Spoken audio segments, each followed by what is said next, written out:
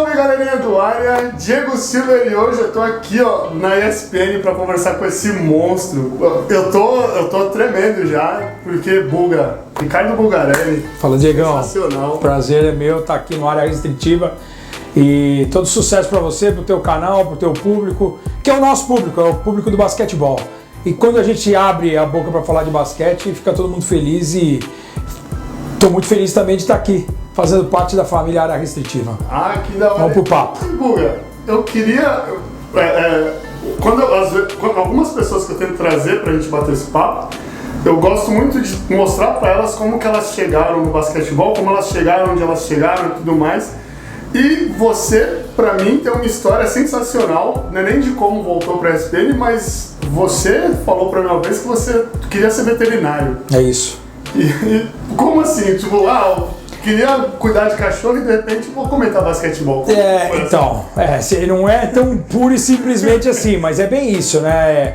Eu sempre acompanhei todos os esportes, estatística, acompanhava a história dos grandes atletas, principalmente em época de Jogos Olímpicos, em época de Copa do Mundo, de futebol, como todo brasileiro apaixonado por futebol, mas também outros esportes, basquete, atletismo, natação, chegava em Olimpíada, eu pirava, mas eu via isso como um hobby, eu não me imaginava sendo jornalista esportivo, trabalhando, escrevendo em jornal, porque quando você fala jornalista esportivo, você imagina o cara atrás de um jornal, trabalhando numa Folha de São Paulo, no Estadão, escrevendo alguma coisa, não existia internet, blog e tantas outras coisas hoje, sites que você pode usufruir, escrever, fazer análises táticas, né, contar histórias, não existia isso. Então, e eu sempre gostei muito de cachorro, cara. Eu morei numa cidade, eu nasci em São Paulo, mas morei em Ribeirão Preto quando era criança. O meu pai é uma cidadezinha ali entre Ribeirão e Franca tem tudo a ver com basquetebol, que é uma cidadezinha chamada Batatais. E em Jaboticabal tem uma grande universidade de veterinária, a Unesp de Jaboticabal, que é famosíssima.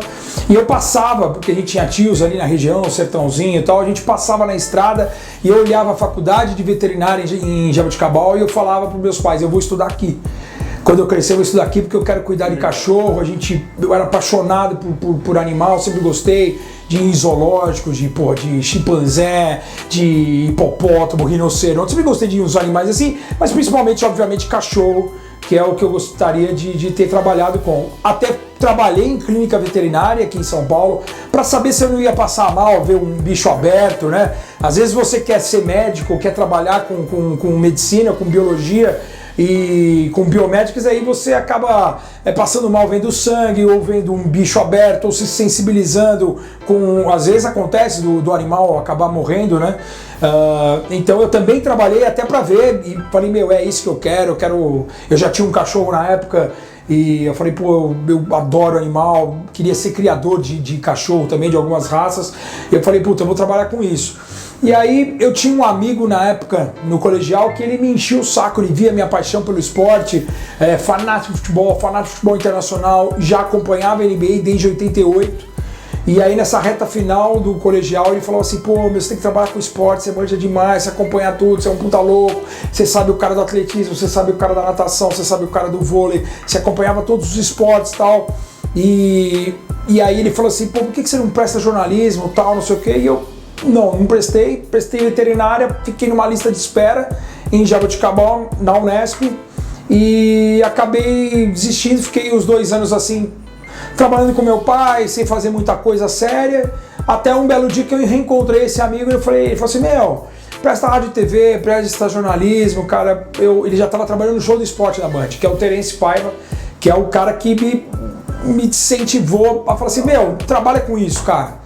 Você vai se dar bem, você vai curtir e tal, e foi aí que em 94 eu acabei prestando FAAP, fiz FAAP para poder voltar a trabalhar com esporte, mas é assim, muito legal, assim, mas ainda mantenho a minha paixão por cachorro, cara. Sou fanático por cachorro, se eu pudesse eu criaria algumas raças, tenho um carinho especial, tô separado agora recentemente, tô longe dos filhos e também do Jordão, que é o Michael Jordan, o Jordão.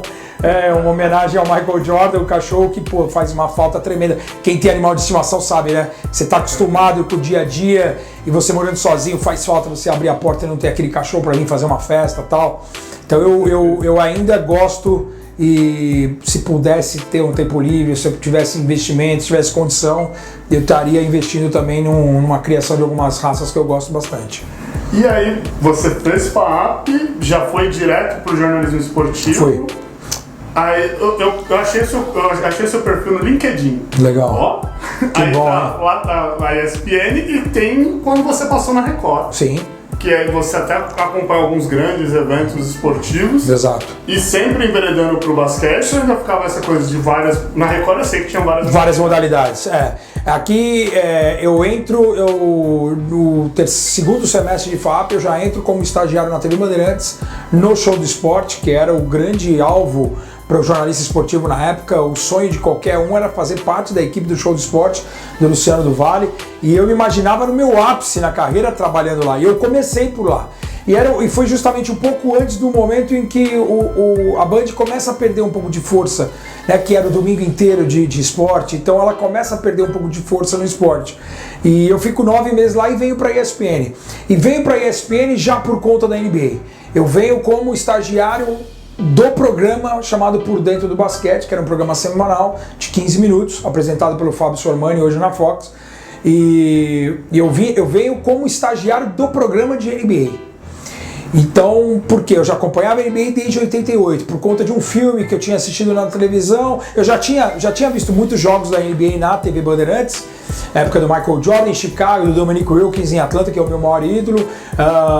Tinha o Los Angeles Lakers, que era o time do Luciano do Vale, tinham várias transmissões. O Detroit Pistons dos Bad Boys, um time muito forte. O Portland era muito forte, e eu torço pro Portland por conta de um All-Star Game de Chicago, que é transmitido em VT na Band, em que o Drexler mata 2, 3 bolas seguidas, e quando eu vejo que o Drexler era jogador do Portland, e depois sabendo da história que o Portland tinha draftado o Sabonis e jogava o Petrovic, que eram os dois meus maiores ídolos, falei, pô, é o time que eu vou torcer, não tem como. O Drexler é um monstro, o Sabonis e o Petrovic. O Sabonis, se um dia jogar na NBA, como jogou no futuro, jogaria em Portland, e o Petrovic já jogava lá. Eu falei, é o time que eu vou escolher para torcer. Então, mas voltando à entrada na ESPN, já é pela NBA, já é pela minha paixão no basquete. E falando da paixão do basquete, eu acompanhando alguns jogos aqui em São Paulo, ginásio Ibirapuera, no início dos anos 80, as finais dos campeonatos eram todas realizadas no ginásio Ibirapuera. Era em esquema de todos contra todos, um quadrangular final. Então, Corinthians, Montelíbano, Sírio, Francana, Tênis Clube de São José, muitos dos campeonatos se decidiam no ginásio Ibirapuera. E a atmosfera, ginásio cheio, o Corinthians tinha um baita time, o Montelíbano um baita time, tem aquela bola espetacular do Cadum que vence um campeonato paulista num at the buzzer com uma bola quase no meio da quadra, não existia linha de 3 pontos. Então, essa atmosfera do basquete, e eu vivenciei também aquele Mundial de 81 que o Sírio perde do Real Madrid. O início daquele campeonato mundial foi meu primeiro contato com basquete de alto nível, em loco, no ginásio. Então você vê, eu vi o Real Madrid campeão mundial jogar naquele início de campeonato mundial, com Corbalan, com Deli Basic, era um timaço. Eu vi a Universidade de Clemson, que era o representante norte-americano naquele mundial. Teve o Rocksmith em Santa Kilda, que era um time australiano. Depois o Rocksmith fez história aqui no Brasil, para mim um dos 3 maiores americanos que já jogou aqui no basquetebol brasileiro. Então meu contato com o basquete foi desse mundial. Aí a minha paixão cresceu com essas atmosferas, com esses campeonatos sendo decididos no Ibirapuera, e a minha paixão na NBA é já no final dos anos 80, quando eu assisto um filme e aí vejo que, pô, é um negócio legal de eu acompanhar dia a dia, e de lá pra cá, de 88 pra cá, são quase 3 décadas acompanhando diariamente a NBA. E o legal é que você teve o contato próximo com Franca e Ribeirão Preto, que também foi um expoente do basquete. Então, o seu contato com o basquete não veio por conta da NBA. Sem dúvida. Eu costumo falar isso, né, Diego? Eu gosto de basquete. A NBA, ela agrega demais, porque é uma fantasia, é um entretenimento, é o pacote completo. Mas eu gosto do basquete, eu acho que é o esporte mais emocionante, justamente por terem essas viradas maravilhosas, esses jogos decididos no último segundo, a capacidade do cara decidir um jogo num passe e não necessariamente na cesta. O passe conta demais, em inúmeras oportunidades você vê que o passe é mais do que a cesta, é 70% de uma cesta de um resultado, a leitura de jogo, a dinâmica de defesa, são vários ingredientes que fazem você se apaixonar pelo basquete. Eu sou fã, o Bug é fã do basquetebol antes da NBA. A NBA, óbvio que eu também sou fã, mas eu sou fã do basquetebol. Eu acompanho demais o basquetebol europeu até hoje. Sinto falta das transmissões da Euroliga na TV aqui pro Brasil. A ESPN trouxe a Euroliga em 2002. Ficou uma década fazendo os jogos da Euroliga. Depois o Sports Plus, onde eu trabalhei na Sky, fez por 3 temporadas. Tive a oportunidade de fazer 3 finais da Euroliga, fazendo em off-tube, não narrando no ginásio. Mas ainda tenho o sonho de realizar de fazer uma cobertura de uma final de Euroliga em loco, porque a gente sabe da atmosfera, da peso da camisa de time de futebol, é um outro espetáculo. É muito legal isso aí. Então eu sou fã do basquetebol FIBA. Eu lembro também do Mundial de 86, que foi na Espanha, a TV Bandeirantes passou, e a Band não passava somente os jogos do Brasil, então eu tive a oportunidade de ver o Nick Gales na Grécia, eu tive a oportunidade de ver a seleção espanhola, tive a oportunidade de ver os Sabonis na União Soviética, o David Robinson nos Estados Unidos, a seleção brasileira, que bateu na trave para ganhar uma medalha naquele Mundial. Quer dizer, você tem o contato com as grandes estrelas de todo o planeta. Então isso é muito legal. Eu sou fã de basquetebol, então a NBA ela acontece depois. E é por isso que é muito legal trabalhar hoje na ESPN, que é o carro-chefe do basquetebol no Brasil. Foi por muito tempo no Campeonato Paulista e é a cara da NBA no Brasil há mais de 2 décadas transmitindo os jogos da NBA. Não tem como pensar em NBA e não pensar na ESPN. Exato. Não tem como dissociar. Mas... Exatamente. E eu comentei isso, de você começar com o basquetebol brasileiro, porque querendo ou não, hoje o caminho acaba sendo o inverso. Exato. Quem vai acompanhar o basquetebol hoje começa pela NBA, até por conta da ESPN, por conta das transmissões, e aí a galera tenta redescobrir o basquetebol brasileiro. E aí sempre fica aquilo, a NBA é melhor, mas não é porque é melhor, tem muito mais experiência, tem muito mais história, tem essa questão do entretenimento. Acho que se não fosse o pessoal da Liga Nacional de Basquete, a nossa situação seria ainda pior, porque falta de escassez de resultados, isso também faz uma diferença, né? Você vê... o Brasil ficou 3 Olimpíadas de fora, né? Ficou Sydney, ficou Atenas, ficou Pequim fora e retorna em Londres, depois 4 Olimpíadas, né?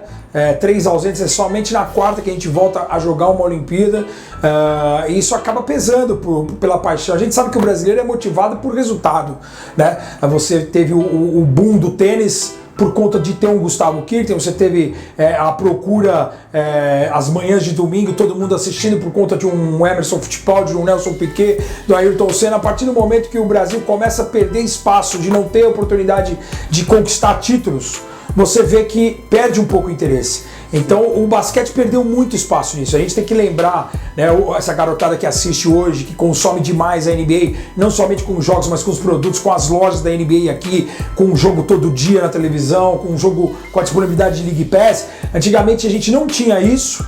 E o basquete era o segundo esporte do país, o basquete era bicampeão do mundo, o basquete tinha 3 medalhas olímpicas de bronze, então era um esporte que, como eu falei, carregava 15, 18 mil pessoas para o ginásio Ibirapuera. Tem o título do Sírio no final dos anos 80, com o ginásio sendo invadido pela torcida, né? É um título intercontinental de um clube brasileiro, né? Então, quer dizer, era... Por quê? Porque o basquete conquistava, brigava lá em cima. Eu acho que a partir do momento que a nossa seleção... Isso eu tô falando do masculino e o feminino também, que o feminino, se você for pensar, foi o feminino que deu as últimas alegrias pra gente, com a medalha de prata em Atlanta em 96 e com o título mundial em 94. Então eu acho que é dessa maneira que você volta a resgatar esse carinho do povo brasileiro por ótima organização, como está sendo a Liga Nacional, o NBB, ginásios cheios, as cidades voltando a apoiar. Então você vê São José, que já teve tênis clube, e agora o São José está de volta ao NBB, o Corinthians de volta ao NBB, espero que o Palmeiras volte ao NBB. Então você tem o apoio de Franca, de Bauru, de Mogi, cidades que respiram basquete, que amam o basquetebol, tentando agregar e fortalecer o basquetebol, que eu acho que vai voltar a ser, com o resultado expressivo da nossa seleção, voltar a ser o segundo esporte do nosso país. Sim, e voltando a falar de você, eu queria até pedir licença para falar sobre o seu retorno para a ESPN. não só pra mim, e você sabe isso, que você tem um fã-clube fã-clube Ricardo Bulgarelli, camiseta, tudo assim. Porque você, pra muita gente, é considerado um dos melhores comentaristas, se não o melhor comentarista de basquetebol no Brasil. Eu acabo acompanhando transmissões em inglês ou em outros idiomas. Pra mim, você é um dos melhores comentaristas do mundo, não do Brasil. E você tem, por conta desse carinho, isso vem da sua primeira passagem aqui, Sports Plus, e o seu retorno, que foi sensacional, foi sensacional. O retorno, pra quem não sabe, cara, é difícil falar e não se emocionar até, viu, Diegão? Porque assim, assim, você quer ser veterinário, aí você acaba desistindo e você põe na sua cabeça que o seu sonho é trabalhar com narração, com comentário e com as coisas que você gosta, que era futebol internacional e NBA. E você trabalha 7 anos na ESPN. A ESPN, nessa época, os jogos da NBA eram transmitidos nos Estados Unidos por uma equipe de brasileiros que moravam lá. Então a gente já recebia o produto pronto. Eu era editor-chefe do Por Dentro do Basquete. Depois, com a saída do Sormani, eu assumi a ser o editor-chefe do programa por 7 anos. E você acompanhando o basquete no planeta todo, mas sempre com aquela lembrança no final. Pô, um dia eu sonho em ser comentarista, em comentar um jogo de basquetebol FIBA, um jogo da NBA, um All-Star Game, uma final, e você coloca isso como objetivo. E você, por logísticas, por coisas da vida, você acaba saindo da ESPN, vai para uma TV Record. Você trabalha 12 anos como coordenador de transmissão esportiva. Eu fui ao Pro do Rio, fui para a Olimpíada de Inverno em Vancouver, que foi um marco histórico na TV brasileira, uma transmissão da Record dando uma cobertura especial a uns Jogos Olímpicos de Inverno, que não é normal. Depois, Pan-Americano de Guadalajara, Londres, fazendo transmissões de Champions League, coordenando, mas atrás das câmeras coordenando. E aí tem a possibilidade de ser comentarista no Sports Plus. Recebo esse convite do Sports Plus, do Eduardo, do Caio, e agarro essa oportunidade.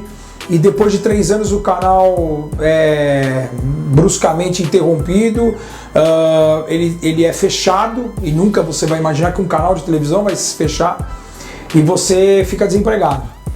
E aí um belo dia o Ulisses, que é do Pick and Roll BR, ele me manda um WhatsApp, sem me conhecer pessoalmente.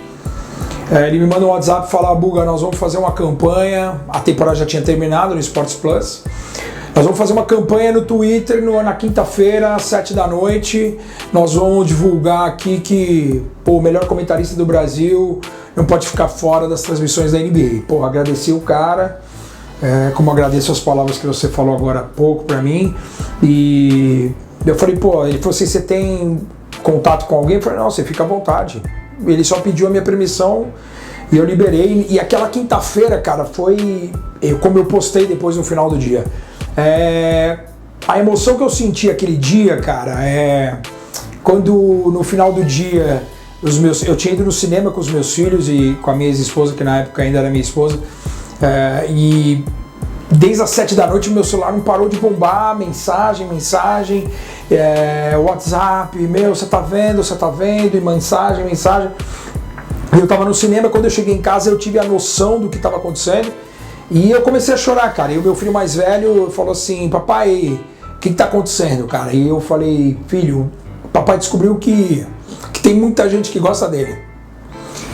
E ele me abraçou e tal, e eu considero, cara, não é demagogia, não é sacanagem. As pessoas que me conhecem proximamente sabem do que eu tô falando. Porra, aquela sensação, Diego, foi a mesma que eu senti quando nasceram meus filhos. Pareceu que eu tinha renascido, cara. Imagina. E de saber que você fala com um monte de gente que não te conhece e as pessoas gostam de você e respeitam o seu trabalho, cara. Isso aí não tem preço, não. Isso aí foi... E eu só tive a oportunidade de agradecer o Ulisses pessoalmente o ano passado, que eu conheci ele pessoalmente, porque ele estava morando em Nova York. Ele tinha visto, acho que 1 ou 2 transmissões comigo. mas pelo que os amigos dele falavam, pelo que todos falaram, e aí, meu, é uma comoção, porque aí são todos os blogs, todos os perfis de Twitter, muita gente contribuiu, seria injusto aqui eu citar um ou outro, teve muita gente, o Fernando Nardini aqui, meu companheiro da ESPN, foi um cara que lutou muito para eu estar aqui, cara, que ele é meu irmão, e muita gente, cara, torceu por mim, e é prazeroso, cara, é gostoso você botar a cabeça no seu travesseiro. Primeiro, saber que você está fazendo um bom trabalho, você está sendo justo, você está sendo correto com todo mundo. Segundo, missão cumprida, né, cara? Das pessoas gostarem de você, da sua autenticidade, de você não ficar em cima do muro, de você não alisar ninguém. Eu tento prezar isso por todo o tempo de carreira que eu tenho como jornalista, de fazer exatamente isso, cara, de nunca... Eu não vou deixar de dar minha opinião para agradar A ou B, cara. Eu vou falar o que eu acho, vou respeitar sempre a opinião de todos, como eu gostaria que respeitassem a minha. Então, cara, foi algo que eu vou levar para minha vida inteira, meu. Foi sensacional e foi muito legal, cara. E isso foi uma quinta-feira. Na sexta, o pessoal da ESPN me ligou. Eu tava indo viajar e aí o Reginaldo me ligou e falou assim, meu, Bugão, Palomino quer falar com você. A Gabi, que era a coordenadora da NBA na ESPN também, já me conhecia, já tinha me visto, me ouvido, na verdade, porque o Sports Plus não tinha imagem, só tinha áudio, né? A gente não tinha estúdio, não tinha nada, era uma estrutura precária, mas que a gente fazia com o coração, com amor. E a Gabi com o Reginaldo, com o Palomino, os caras fizeram o convite e eu acabei estreando para fazer o Eurobasket em 2015, setembro, ou seja, tô de volta há 3 anos aqui nos canais ESPN. Eu não vou nem perguntar se você lembra do jogo, porque você é uma máquina e eu vou chegar... Aqui, o primeiro jogo? Lembro Espanha e Sérvia. Na verdade era assim, eu ia vir para fazer NBA. Mas é aquilo que eu te falei, a minha paixão é pelo basquete, cara. Eu amo o basquetebol europeu. Ia ter o Eurobasket um pouquinho antes da NBA.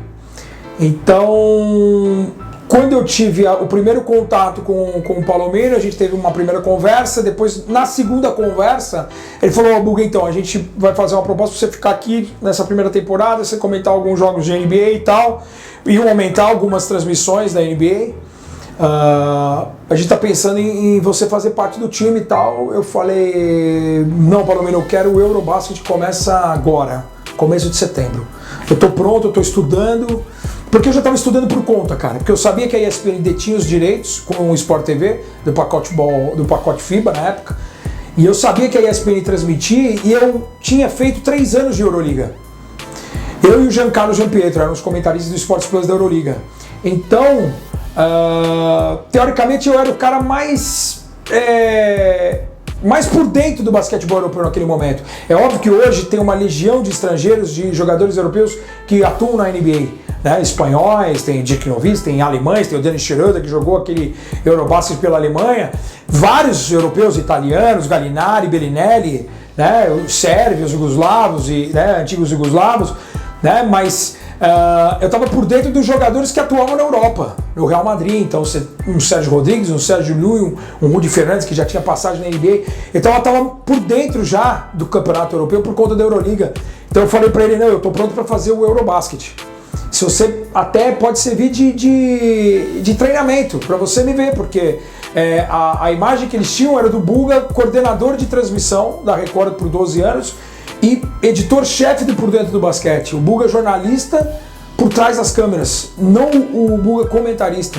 Então eu falei, esses jogos foram importantes também, até para me adequar ao estilo de transmissão da ESPN, que era diferente do Sports Plus, de me familiarizar com Fernando Nardini, com o Everaldo, com o Rômulo, com os narradores, com o Ari, com os narradores da casa, né? Com o Cledi. Então foi muito legal esses 7 jogos de Eurobasket que acabaram gostando do meu trabalho, e depois começa com a NBA. E Buga, já que a gente estava falando de você, desses estudos, você sabe que a gente até brinca assim: qual que é o jogador que apareceu na final de não sei o que? A gente começa a conversar, aí alguém fala, todo mundo não lembra, vamos perguntar pro Google: Buga, qual que era o jogador do time tal do ano? Exagero, isso é exagero dos caras, né? Mas isso aí é estudo, Diego, tem que se preparar. Não, cara, é se preparar, é tratar todos os jogos da melhor forma possível. Eu costumo tratar um jogo de primeira rodada de NBA, de NBB, de Euroliga com o mesmo tesão, desculpa a palavra, do que um jogo 7 de final de NBA.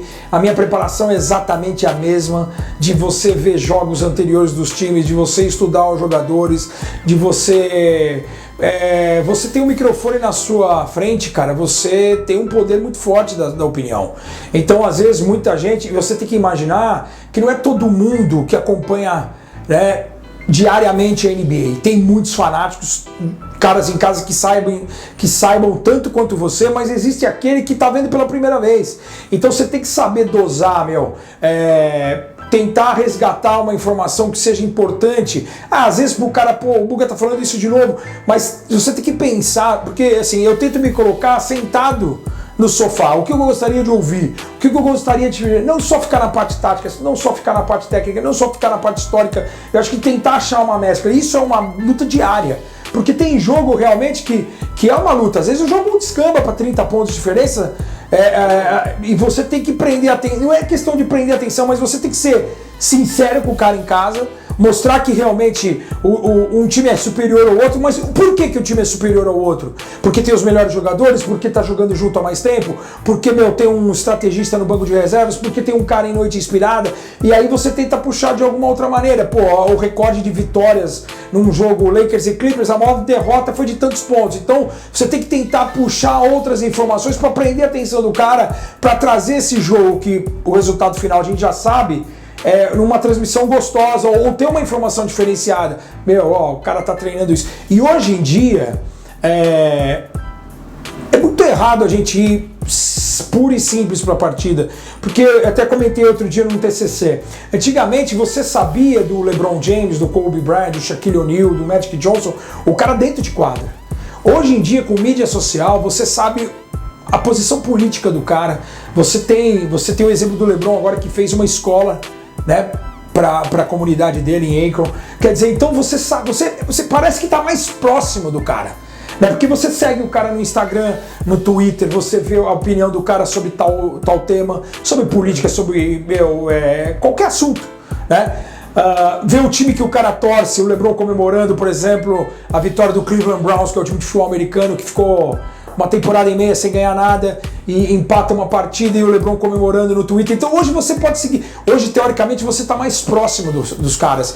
Então é nada melhor do que a obrigação nossa de saber uma opinião do cara, de você saber, não...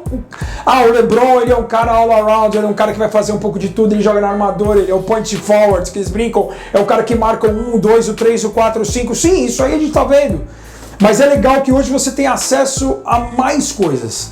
E eu acho que isso é uma mescla que a gente tem que encaixar na transmissão para ela se tornar gostosa de ser assistida, com uma pitada de diversão. Eu acho que vale até para não ser uma coisa meio pesada, porque às vezes o cara chega em casa e os horários são complicados por causa do fuso horário. E o cara chega em casa e fala, quero dar uma relaxada aqui, eu não posso ser sisudo numa transmissão, eu tenho que ser uma coisa, encontrar um meio termo, uma mescla, isso é uma coisa divertida, descontraída, informativa, saber passar a emoção que está acontecendo dos jogos e desse esporte maravilhoso que é o basquete, né? É uma luta diária, é uma briga diária, mas é prazeroso, cara, estudar para os jogos, mas esse negócio de Google é mentira. Não é nada. Mentira. Isso pra mim, a gente já conversou muito até sobre, mas isso pra mim mostra muito o que você fez pra chegar onde você tá. Você não é considerado o melhor comentarista, um dos melhores comentaristas de esporte, de basquete, porque você tava lá e falou, não, tava de pantufas na ESPN, eu vou comentar basquete. Não, porque você estuda pra caramba. Da última vez que a gente veio pra cá, que a gente tava com os meninos do Hoops 87, 87, 78? 78. Do Hoops 78. A gente tava comentando, não, vamos comer depois, não sei o que você tava, não, porque vai ter o jogo tal, eu preciso ir pra casa estudar. Não, porque vai ter o jogo tal, eu preciso... eu acho que é um comprometimento que a gente tem que ter com o fã de esportes, primeiro com você mesmo, E depois com o Fox Sports, hoje em dia a informação está aí, fácil acesso para todo mundo. Então eu acho que seria antiético da minha parte se eu me preparasse menos. Eu acho que a gente tem que pensar sempre mais, em se preparar mais. O legal, por exemplo, a gente tem falado bastante da NBA, mas eu, de 1 ano e meio para cá, eu sou comentarista do NBB na web, no Facebook e no Twitter, com um enorme prazer, porque me traz uma bagagem que eu nunca tive de comentar em loco nos ginásios. Então é legal você chegar antes, você conversar com o técnico, você saber se o jogador tá bem no jogo, o cara tá voltando de lesão, você conversa, você sabe, você vê o jogo na quadra, é diferente de você ver pela televisão, né? Você entra mais dentro do jogo, você sente mais o jogo, a atmosfera de um Pedrocão lotado, de um Panela de Pressão, de um Hugão lá em Mogi, quer dizer, você vê a torcida empurrando jogada por jogada, você consegue tirar um dos fones da orelha, já que você não está aparecendo no momento, nos intervalos, você consegue tirar um fone e você está próximo do banco de reserva, você consegue passar uma instrução que o Demetrius, que o Guerrinha, que o Elinho está passando para o cara que vai entrar em instantes. O Cipollini vai entrar no lugar do fulano porque ele vai tentar mexer. Então, quer dizer, você está mais dentro do jogo. Esse ganho que eu tive nesse 1 ano e meio para cá me ajuda demais na leitura também da NBA. Eu espero um dia ainda fazer um jogo da NBA em loco pelos canais ESPN, quem sabe uma final ou um All-Star Game. Apesar de All-Star eu ter feito 3 All-Stars pela ESPN, mas como produtor e editor. Acompanhar em loco, e acompanhei também pela ESPN o Mundial de Indianápolis em 2002. Quer dizer, eu estava lá quando os Estados Unidos perdem pela primeira vez como um time profissional, para a Argentina, depois perdem para a Iugoslávia, depois perdem para a Espanha e terminam um Mundial, uma péssima colocação. Foi a última vez, porque depois eles começaram a botar penúltima, porque depois em Atenas eles ainda perdem para a Argentina, mas depois eles pararam de brincar e estão levando sempre times de ponta entre os profissionais. Aquele time não é que era ruim, mas era um time que a seleção iugoslava, como venceu, e a Argentina, que era um baita time, a geração de ouro, eram 2 equipes que eram possíveis brigar e ganhar dos Estados Unidos, tanto que ganharam. Então, quer dizer, é muito legal essa experiência de você fazer em loco, ele te agrega demais. Te traz demais para dentro do jogo, para próximo dos jogadores, dos treinadores. Isso é uma coisa que acrescenta e é muito gostoso, prazeroso para quem ama o basquete e está lá no dia a dia, às vezes assistindo arquibancada, assistir próxima quadra e assistir próxima quadra trabalhando, é mais gostoso ainda. E você tinha comentado antes sobre essa coisa do jogo ser mais prazeroso, ser mais divertido, porque precisa disso por conta de horário e tudo mais. E uma das coisas que ficaram muito famosas nessa última temporada foram justamente essa interação. Sim. Inclusive sua e com o Rômulo, as piadas e tudo mais. Tem até a história do Mamilo.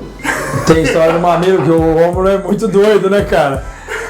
Mas nada disso é combinado. Nada.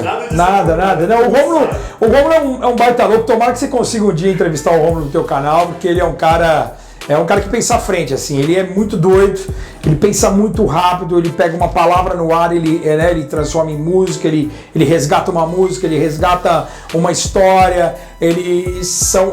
O que é o mais legal, assim, do Rômulo? A transmissão dele é muito informativa, é um cara que é apaixonado por NBA, é um cara que se prepara demais para o jogo, mas ele tem esses lampejos mirabolantes, alucinantes, em que ele começa a criar tenta botar a gente em saia justa às vezes, mas tem algumas frases e ele aproveita muito os termos da época, né, cara, de eleição. Ele pega algum sobe-som, alguma coisa, ele pega um jogador, e tem aqui o do Papai Lebrão, que ficou na boca do povo aí, que foi uma coisa que até no esporte centro-americano acabou entrando, que foi um jogo contra o Washington numa sexta-feira à noite, em que a gente tinha feito, eu não tinha feito o ESPN League, ele tinha feito o ESPN League, eu estava sentado esperando na posição de transmissão, e era um jogo em que o Cleveland começou super mal a temporada passada, defensivamente o time teve problemas até a reta final da temporada, mesmo com as mudanças. O time tinha Derrick Rose, tinha chegado a Isaiah Thomas, mas estava lesionado, tinham várias caras novas em Cleveland no começo, e o time com uma defesa bem preguiçosa, principalmente no perímetro, e pegava o Washington na capital numa sexta-noite. Um jogo em que o Washington era favorito, em que o LeBron James começa a derrubar todas as bolas possíveis e imagináveis em jogadas absurdas, um highlight melhor do que o outro, vários fadeaways, e o cara é muito quente, tanto que foi o recorde de pontos dele na carreira. E numa saída de bloco, o Rômulo falou: LeBron James, LeBron ladrão roubou o meu coração. Ele citou. E eu, quando eu vi aquilo ali, cara, a gente é brasileiro, né, cara? Brasileiro gosta de futebol, vai em estádio, ouve aqueles gritos de torcida, né, cara? Eu falei, nossa, isso aí parece, eu imaginei já um... Porque assim, eu acho que o que falta à NBA é um pouco dessa torcida, esse calor humano que tem aqui no Brasil, a torcida que tem aqui no Hugão, no Pedrocão, no Panela de Pressão, em Atenas, em Belgrado, né, na Europa, nos grandes centros, né, que os países são apaixonados, na Lituânia, os países são apaixonados por basquete, essa atmosfera, esse torcedor ruidoso, incentivando. São raras as torcidas, né? Thunder tem uma torcida muito forte, Sacramento tem uma torcida que grita bastante, Memphis em playoff é uma torcida muito, muito aguerrida, mas acho que falta um pouco disso na NBA. E aquele, quando me soa na saída de intervalo, eu pensei, falei, meu, se esse cara usar de novo, eu vou entoar como se fosse um grito de torcida, que eu acho que cabe. Porque é um LeBron ladrão roubou meu coração. Porque é uma coisa tipo, meu, aí você tem que... 10 mil pessoas empurrando e, né? E o LeBron volta do break, o LeBron mais quente ainda, ele mata duas. Na segunda ou terceira bola que ele mata, ele soltou de novo e eu falei com ele de segunda voz. Meio que entoando o grito, LeBron ladrão roubou meu coração, LeBron ladrão... Aí o bicho pegou, cara. E isso, assim, demorou um tempo... pro pessoal, porque o Cleveland não estava em aurada que ele fez, jogando 82 jogos pela primeira vez na carreira, por tudo que ele fez naquela temporada, levando o Cleveland da maneira como ele levou, com a reformulação total do time, né? A saída de Isaiah Thomas, de Derrick Rose, mudando todo mundo, vindo George Hill, vindo Jordan Clarkson, vindo Rodney Hood, né? Vindo um monte de gente nova, Larry Nance Jr. O time se remodelou, ele consegue fazer jogos absurdos em pós-temporada, contra Toronto, contra Indiana primeiro, depois contra Toronto, depois contra Boston, vencendo o jogo 7 em Boston. E aí, realmente, como a gente brinca, cai na boca do povo, né, cara? Porque ajudou, né? O fato de ter sido uma música com o maior jogador do planeta na atualidade. O cara viveu uma temporada excepcional e contribuiu demais para ter feito todo esse sucesso que até a ESPN americana acabou utilizando. Foi muito legal, cara, a repercussão, tá? Mas nada é combinado, nada é por acaso e às vezes a coisa acontece num estalo, assim, porque assim, acho que se fosse por acaso não ia sair tão legal. Justo. Não ia ser tão... acho que o próprio fã de esportes ia perceber que, pô, o cara não tem. Como teve agora na Summer League do Colin Sexton, que é a grande estrela do Cleveland para essa temporada, o novato que veio de Alabama, e o Rômulo com aquelas músicas, né? O movimento é Sexton, né? Ele fez aquela brincadeira e é um negócio que você fala, meu, 2 joguinhos pro cara arrebentar nesse novo Cleveland, ele vai utilizar e vai acabar pegando. Vai acabar pegando, assim, ainda mais pro torcedor do Cleveland que vai estar carente nessa temporada sem o LeBron, que foi pro Los Angeles Lakers. É questão de tempo para cair na boca do povo mais uma musiquinha aí do Rômulo, que é um doido varrido, mas apaixonado por basquete. Rômulo, quero entrevistar você, Rômulo. Ele vai. No nosso bate-papo com esse queridíssimo, nós acabamos falando do Rômulo Mendonça e aí, não que eu não tivesse a vontade de entrevistar ele, surgiu uma vontade maior ainda de conversar com o Rômulo. E, voltando para casa, lembrando das frases dele, conversando com o Bruno, eu falei pro Bruno o seguinte, Bruno, se a gente conseguir marcar de entrevistar o Rômulo Mendonça, eu vou de casa até a ESPN de pantufas. Eu moro no centro de São Paulo, a ESPN é no Sumaré, e ó, as pantufas já estão aqui, ó, porque eu quero morar de pantufas no coração do Rômulo Mendonça. Então, galera, ajuda aí, ó. Vamos tentar convencer o Rômulo Mendonça a ser entrevistado no Tô No Área, conseguir um buraco aí na agenda dele para que possamos falar com ele. E, se isso acontecer, eu vou documentando eu indo de pantufas de casa até a ESPN só para entrevistar o Rômulo e, quem sabe, morar de pantufas no coração do Rômulo Mendonça. E, Buga, você recebe muito carinho de nós, todos os seus fãs, e eu já vi, por sair com você de ginásio, de conversar com você sobre, eu já vi que você devolve esse carinho, assim, e eu acho isso muito legal. Teve até uma vez, a gente foi assistir um jogo no Vladimir Marques, e aí o ginásio já estava quase vazio e tinha uns meninos do Corinthians lá da base que vão assistir jogo esperando e pedindo para tirar foto, e você não lá tirava foto e cumprimentava. E não é só de sair não, você olha no olho, você dá atenção, você pergunta sobre o jogo que acabou de passar, você pergunta fala de um jogo que vai acontecer. Como que é devolver isso, assim? Como que é? Porque até você foi pro evento do Colégio Bandeirantes, você tem isso de fazer algumas aparições, às vezes vim pra ver tal jogador porque queria ver ele jogando, e aí de repente você tá na torcida, tá tirando foto. Como que é isso? Cara, eu acho que é obrigação nossa, cara, de retribuir, todo esse carinho. É o mínimo que eu posso fazer, de ser super bem tratado, de contribuir, de responder, cara, de um cara que é meu fã, um cara que me fala, boa, Buga, eu assisto você, você pode tirar uma foto? Não vou negar nunca uma foto, cara. Eu acho que é o mínimo, acho que todo mundo tinha que fazer isso. Não me acho mais ou menos por fazer isso. Eu acho que é uma obrigação do cidadão, não é nem do Bugarelli comentarista. Mesmo que eu não fosse aparecesse na televisão comentando basquete. Acho que se uma criança, eu costumo tratar, e às vezes algumas pessoas não entendem, eu confesso, assim, eu antes de ser o Bugarelli comentarista da ESPN, eu falava assim, tinha umas crianças no meu prédio, não gosto de você. Eu falei, cara, Jesus Cristo conseguiu agradar todo mundo, cara. Eu só quero que me respeitem. E eu não tô aqui, não vou fazer tal coisa para puxar saco de alguém ou para ser queridinho. Não, acho que é obrigação, cara. E eu costumo tratar o cara de 8 a 80 anos da mesma maneira, cara, com o mesmo carinho, com o mesmo respeito com a pessoa. Depende se o cara é fã do Bugarelli ou fã da ESPN. Mando. Por exemplo, você tira uma foto aqui, você fala comigo, manda um vídeo pro meu pai, vou mandar, por que não, cara? Eu acho que a gente tá lá, esse carinho é uma troca, e isso é gostoso, cara, saber que a gente tá sendo respeitado pelo trabalho.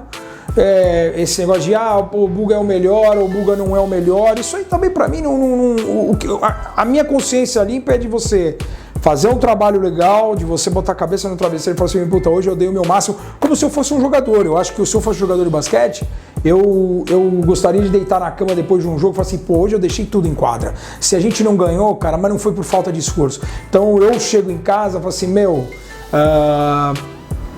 putz, hoje foi legal demais a transmissão. E você percebe quando uma transmissão é muito boa, quando a transmissão é mais ou menos, quando às vezes o jogo não ajuda, às vezes você também não tá bem, porque todo mundo é ser humano. Você tem que saber, e graças a Deus eu consigo separar uma coisa da outra. Eu tive nesses últimos anos a minha mãe doente, a separação, a distância dos meus filhos, e eu tento não demonstrar isso no jogo.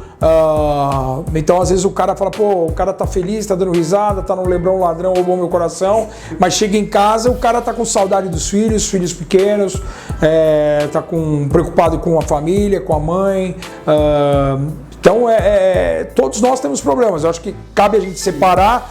E por isso que eu acho, cara, às vezes as pessoas que vêm falar com a gente também podem estar passando por algum tipo de problema, e nada mais justo do que eu abraçar a pessoa lá e falar, que é isso, vamos tirar uma foto, você joga basquete, não joga? Joga. Se você gosta da NBA, joga. Tô tentando agregar para que o basquetebol volte a ser o segundo esporte do país. Hashtag eu acredito, eu acho que há essa possibilidade sim, cara, com uma base forte, e tem que acreditar, a gente não pode desistir agora, né, cara? Até essa coisa do carinho, a última vez que eu vi isso foi na loja da NBA. Loja da NBA, o Raulzinho, quase na hora do Raulzinho descer, chega um cara e fala, não, Buga, dá pra gravar você cantando? Aí juntou eu, você, 2%, Yuri, começa todo mundo, Lebrão, ladrão, roubou meu coração, e o cara na frente gravando de selfie, assim, super feliz da vida. Não custa nada, O que não vai... Não precisa... Ganhou. Sim, e eu também. Você também, você vai lembrar disso sempre. Não pela minha atitude, mas por ter feito o cara falar assim, o cara saiu de lá feliz. O cara curtiu, o cara é um fã, cara. O cara é um fã do basquete como a gente. Porque eu tenho o prazer e a felicidade de ser fã de basquete e trabalhar com o que eu gosto. Isso também é o mais importante, é fazer as coisas com amor, né, Diego? Você gosta de entrevistar, você tem um amor pelo seu canal, você curte o seu público e é legal você ver essa troca, cara, e você sai com o dever de missão cumprida. Pô, fiz do jeito que tinha que fazer, da melhor maneira que foi e sempre procurando melhorar. Porque a gente nunca pode se acomodar, tem que achar que o jogo seguinte vai ser melhor. Dá para ajustar isso aqui, dá para melhorar aqui, dá para produzir uma coisa melhor, dá para pensar numa coisa melhor e não se acomodar. Eu acho que o segredo é esse, é tratar todo mundo com respeito. Eu acho que se todo mundo fizesse isso, o nosso país não estava na situação que está, né? Com certeza, com certeza. E Buga, acho que a sua próxima, até aquele momento, porque eu sei que nós estaremos juntos no Train Like a Pro, que acho que é o próximo, Sim. será a sua próxima aparição nesse sentido de dar esse retorno, de ter esse contato com os seus fãs. E lá não são só os atletas que participam do camp, são os pais, e você vai estar lá com todo mundo. Então eu tô aqui, eu até deixei aqui a minha carteirinha, que tem o meu passaporte. Sim. Que eu também tenho passaporte. Eu também tenho passaporte. Se tivesse falado, eu tinha trazido o meu passaporte. Então, pra quem não sabe, o Buga estará lá no Train Like a Pro, o camp da Sports for Life, dando atenção pra todo mundo e, cara, tudo que ele falou aqui, ele é desse jeito 24 horas por dia. Teve um jogo, foi Celtics e Cleveland, não lembro qual foi o jogo, qual dos playoffs. Que aí você tava transmitindo e eu mandando mensagem pra você, falando de alguma coisa. Aí do nada, se você no meio da transmissão, eu quero mandar um abraço pro Diego Silva, que tá acompanhando o jogo com a gente. Eu tava num bar perto de casa, botecão, assim, que os meus primos foram comer, eu falei, eu só desço aí se a gente fosse o jogo da NBA. Eles, beleza. Foi o primeiro jogo da minha vida que eu consegui assistir com os meus primos. E naquele jogo você mandou um abraço pra mim na TV, sem eu ter falado, manda um abraço porque eu tô assistindo com os meus primos. Eu tava comentando o jogo com você. E aí, todo mundo, eles olharam pra mim, o Buga acabou de mandar um abraço pra você. Eu falei, mandou, eu tava falando com ele no celular, super sem graça, assim. E até hoje eles falam isso pra mim.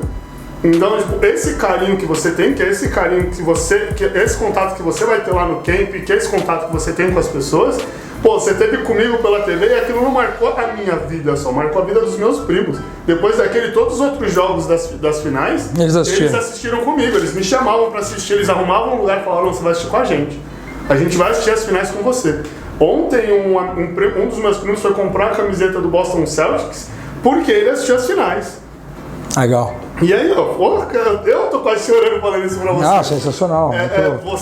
Esse contato que você tem, esse carinho que você tem, você tem com todo mundo.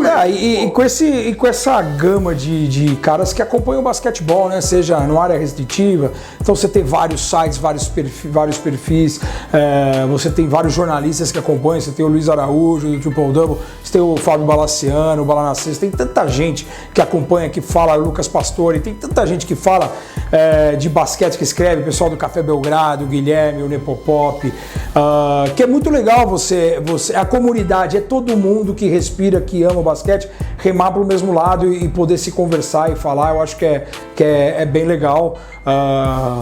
Em relação ao Sports for Life, vai ser um camp maravilhoso, é uma oportunidade única, é um camp diferenciado, com presença de grandes treinadores, de ex-atletas, atuais atletas, tem muita gente já confirmando presença.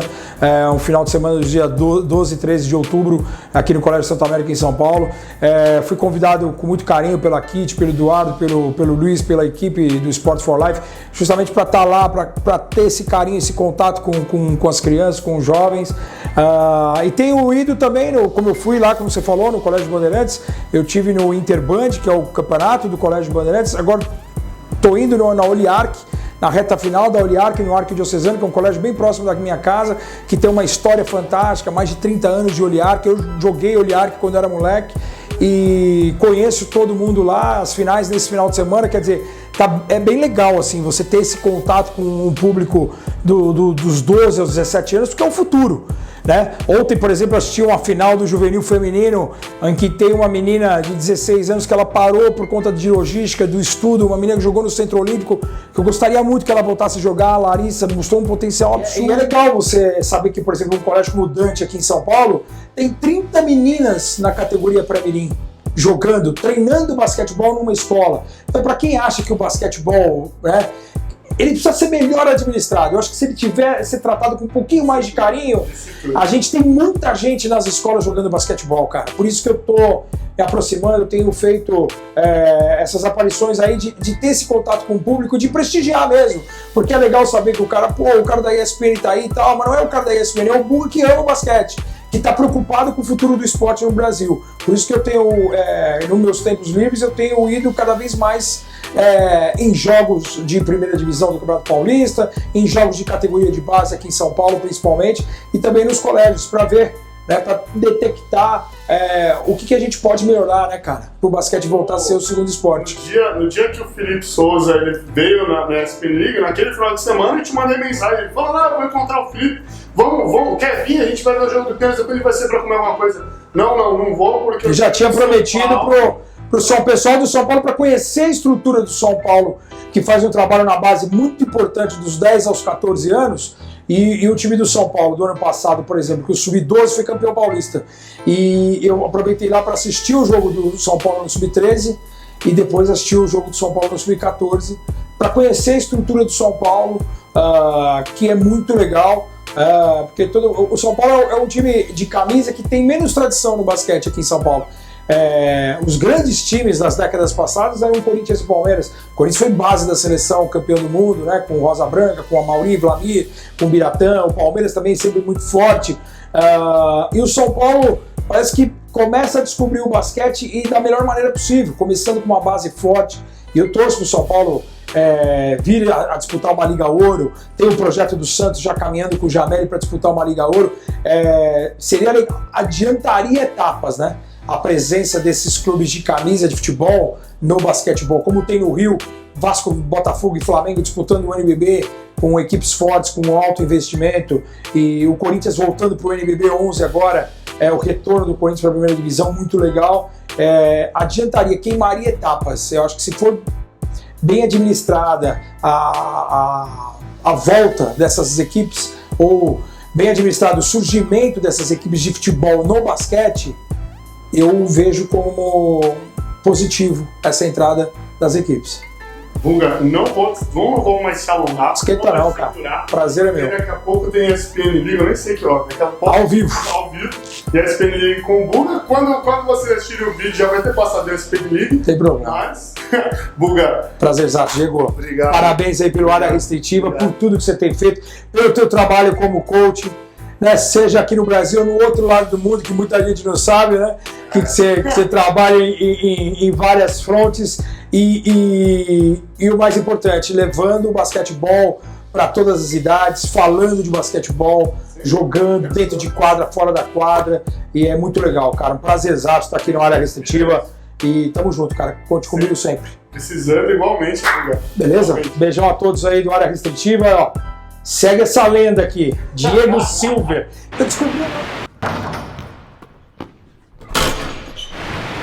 Eu descobri o nome dele hoje, por acaso, não tá, ele me passou aqui para poder entrar na ESPN. Eu achei que Silver tivesse, né? O nome fantasia do Diego Silver. Mas esse Silver é grande história, pô. É grande história. Esse Silver é por causa do Rosa Branca. Olha que legal, cara. Já tem um motivo maravilhoso. Foi um dos maiores da história, Rosa Branca. Eu fui atleta dele, ele foi técnico do SESC Consolação. Carmo de Souza, né, o Rosa Branca? O Rosa Branca tem uma história rápida aqui, na minha primeira passagem na ESPN, o Rosa Branca, eu não sei se ele veio para ser o Bola da Vez, ou ele veio participar de um programa para ser o entrevistado do Bola da Vez. Pô, o dia que eu cruzei o Rosa Branca aqui na redação, cara, eu enchi os olhos de lá, porque era o grande ídolo do meu pai, cara. O meu pai ouvia jogos de basquete no rádio, aqueles duelos do Corinthians contra o Real Madrid, contra o Varese da Itália, e o meu pai falava do Rosa Branca. Ele falou assim, o Rosa Branca ele falava, jogava demais. ele falava do Amaury, do Flamir e do Rosa Branca com um carinho que parecia que eles eram da família, cara. E aí quando eu encontrei o Rosa Branca aqui, eu falei pra ele, pô, o senhor é o grande ídolo do meu pai, meu. Foi muito legal na minha primeira passagem na ESPN ter encontrado o Rosa Branca aqui, meu.